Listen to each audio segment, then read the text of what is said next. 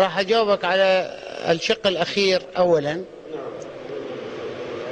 عملية لوصول الفرد إلى المرجعية. أولا كان لازم يكون عنده عمامة كبيرة لحية. ثاني شيء لازم عنده جماعة بطانة شاطرين يعرفون يعزلون يهرجون يسقطون ينزلون يصعدون، إعلام، متصلين بالأجانب بالحكام المحليين بالخارج. ثالث شيء المهم لازم عندهم فلوس يوزعون على كل الناس. هذا يصل. هاي الشروط العملية.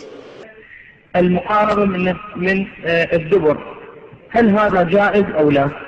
على رأي السيد الخوئي، عليكم السلام، على رأي السيد الخوئي يحرم مجامعة الزوجة من الدبر سواء في أيام الحيض أو في غير أيام الحيض. مجامعة الزوجة من الدبر محرم على الأحوط وجوبا عند السيد الخوئي. السيد السيستاني يقول أنه إذا كانت الزوجة راضية فذلك جائز ولكن على كراهة، ولعل التعبير كراهة شديدة مو بذهني لكنها مكروهة. اونم دروغ به زنش هم آدم میتونه دروغ بگه برای اینکه چمش رو دست بیاره. دروغ بگو. او چند سال دیگه میخوام از این محل بریم شمرون، کشتی، نیاورون، یا هواش بهتره.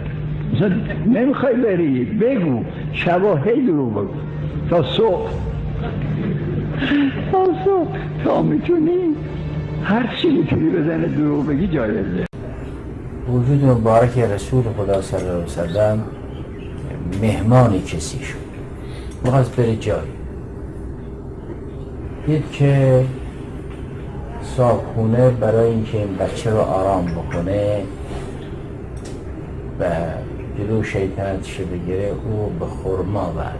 مادر گفت که بیا خرما. حضرت دید که خرمایی در دست اون نیست. گفت چی گفتی؟ گفت برای اینکه من این رو بگیرم شیطنت نکنه این رو به خرما وعده دادم. فرمود با کودک بازی نکن، وقتی وعده دادی عمل کن. این مادر کودک. جای دیگر رفت دید که کسی دامنش گرفته با اون اسب رو برای اینکه خب بالاخره بگیره اینا. بله این دامن رو جمع کرده. خب چه میکنی؟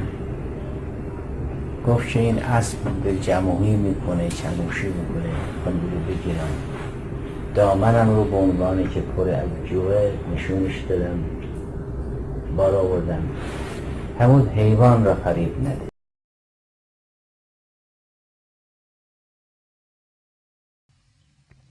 پیغمبر خدا بی اذن خدا بی امر خدا لعن میکنن کسی ها؟ نه کسی که لعن نمیکنه، کسی که ساکت از لعنه. اینو علما متوجهن فرقشو، من حالا بازش نمیکنم. عمر كان فسى عمر ابو الفسو عمر اكثر من سبهم اكثر من سبهم اكثار السب والشتم.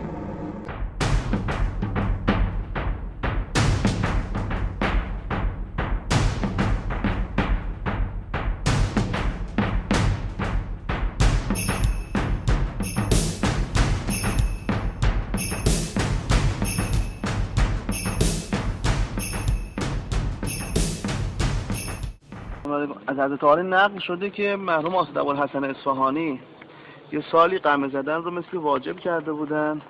حضرت عالی هم تبعیت کردید ولیکن گفتن که لباسی هم داشت برای قمه زدنتون که گفتید که اینم تو کفن من بذارن و اینها. این صحت داره از طرف حضرت عالی؟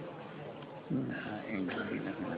ایشون هم برنگشته بود از رأی خودش، متعاش دیگه تعقیب نکرد و مانع نشد و فلان نشد، یه مطلب دیگریه. از حضرت عالی نقل کردن. بله. و اما اینی که فلان شد که بعد اینکه ایشون صدقن کرده بود و ترک کرده بودن شروع کردن مردم به عملیه.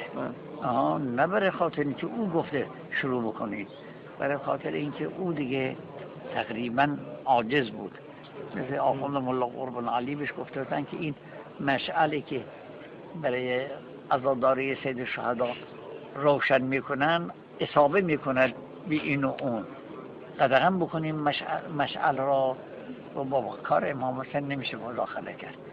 خودشون حفظ بکنن، دور برن از مشعل.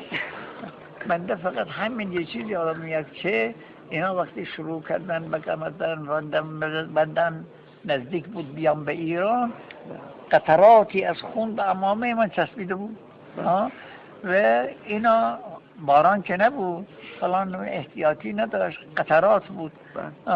این همطور بود تا ایران با منم بود. وقتیت کردین که آب کفن شما باشه؟ نه.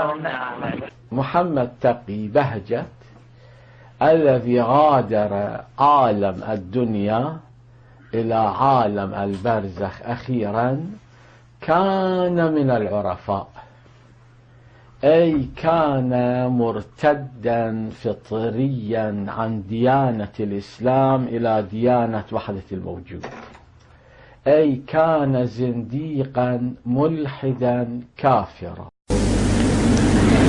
از افاضات مدعاها مستفیض میشید در مواردی. اینی که اصرار میکنن که بلند گریه کنید لزومی نداره، آرام گریه کنن. وقتی میخوان سینه بزنن اصرار بر این که این صدای شما مثلا صدای این جمعیت نیست، صلوات میتونستن نیست، صلوات این جمعیت نیست. شما بخواید صلوات بفرستن ولی تو دلشون این درست نیست، چون اشک گرفتن از مردم هدف که نیست. این بی‌سوادهایی که غلط میکنن میگوین آهسته گریه کنید، امام ششم رئیس مذهب حدیث این حدیث فقیهی فقها بر افتادن، فقیه ناینیه، فقیه بروجردیه، فقیه حائریه، فقیه اینانند که میگویند سینه بزنید، زنجیر بزنید، خون هم جاری بشه. این فقیه فقاهت اینه، آهسته گریه کن، این غلط ها چیه؟ این شکوه را به کجا ببریم که اصلا بنای این نظام و حکومت، بنای این سیستم بر خون سید الشهدا سلام الله علیه استوار است، ولی امروز صدا و سیمای این نظام و سیستم علیه سید الشهدا سلام الله علیه ترویج و تبلیغ میکنه. همین اخیر یک آقای شیخی رو برداشتن مطرح کردن که اخیراً دوباره مراجع بزرگوار شیعه طال الله عمرهم عکس العمل نشان داده‌اند که کی گفته بر ابی عبدالله باید بیش از گریه کار دیگری کرد و بعدم مدعی بشیم که ما که نبودیم ندیدیم. خب آشیخ تو نبودی، پیغمبر رو هم تو ندیدی، امیرالمؤمنین سلام الله علیه رو هم تو ندیدی، سقیفه رو هم تو ندیدی، عاشورا رو هم تو ندیدی، پس همه رو منکر شو.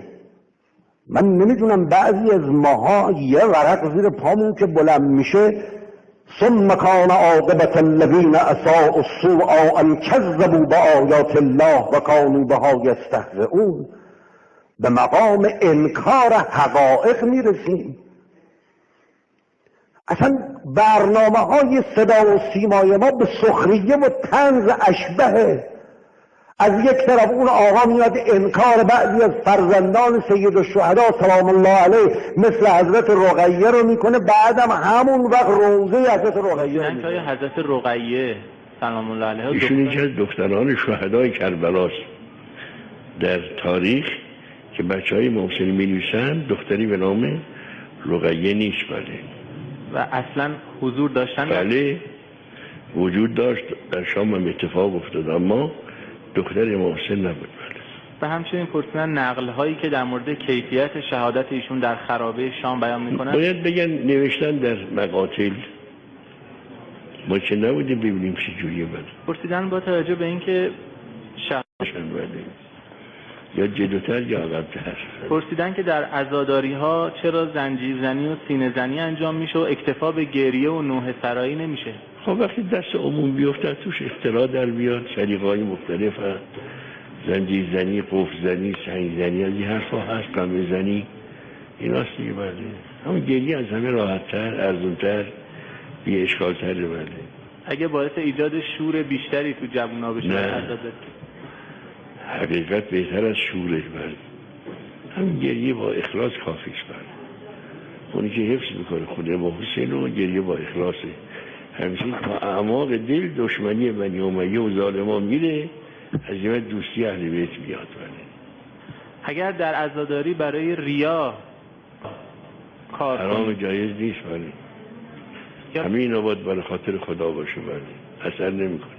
حتی اگر برای گرم کردن مجلس امام حسین نمیشه. بله برای گرم کردن هم باید با اخلاص گریه کنی.